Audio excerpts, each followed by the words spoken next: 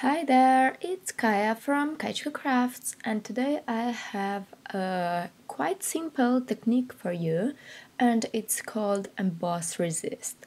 Even though it sounds hard, it's really easy and fun to do, and I decided to incorporate it on my background. Let's start with the background itself. I will use these clouds and Versamark ink that is sticky ink, perfect for embossing.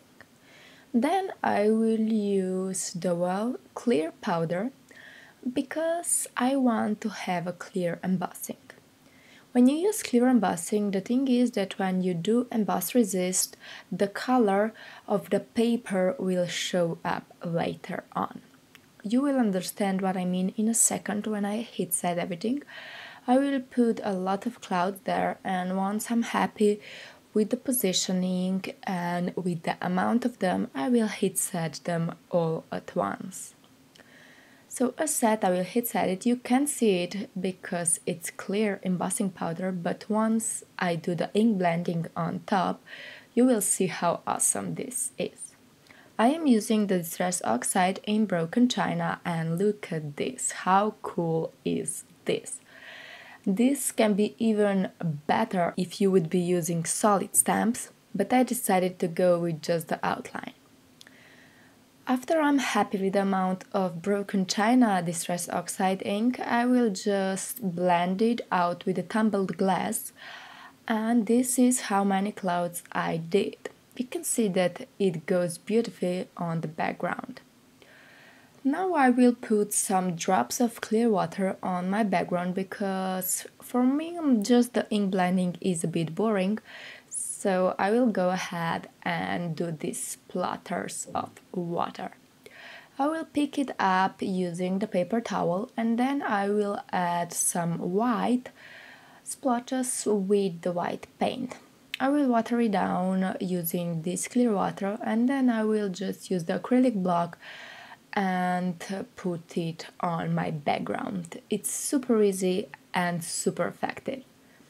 So I will do this and it will look like snow. You can see that I left a bit of white on the bottom, but you will see later why I did it. I will now stamp out the images that I will use on my card, and I will use this bird and then winter wishes and worm. I stamped out the worm in broken china, and the other things are stamped with Memento Tuxedo Black ink. So I can now start coloring, and I will be using alcohol markers.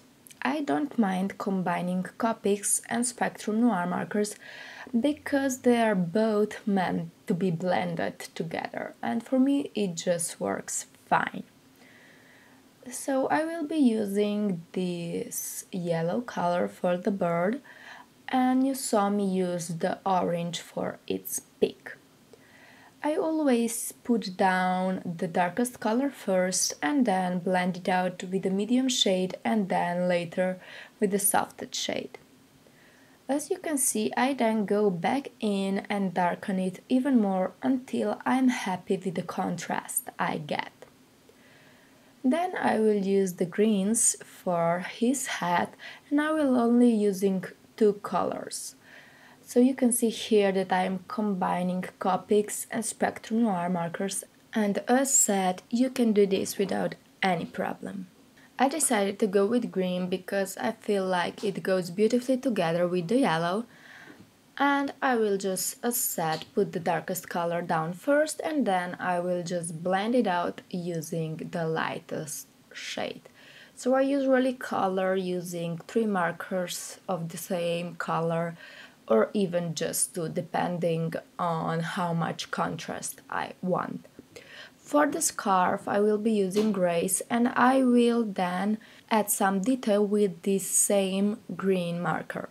I will follow the scarf itself, and this will give it a nice dimension, and it will go beautifully together with the hat that we colored in this color.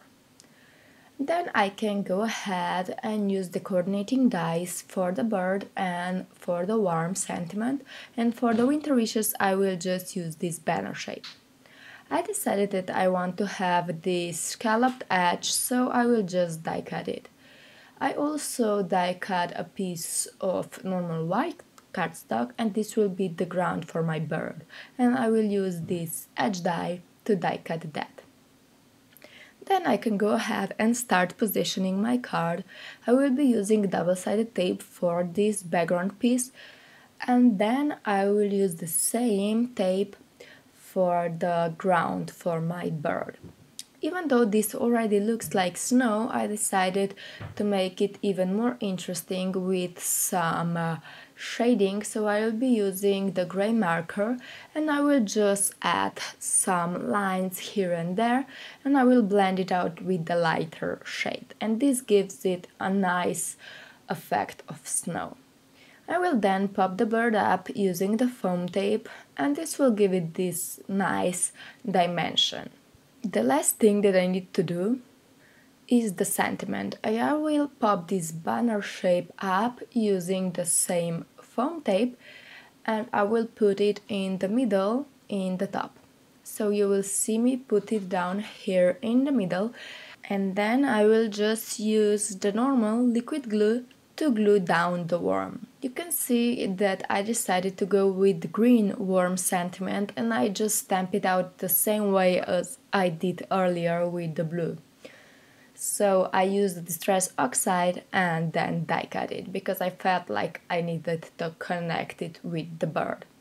Thank you so much for watching, that's it for today. I hope that you will try the emboss resist technique, it's super fun and super easy, and yeah, I will have all the supplies linked below in case you want to check them out.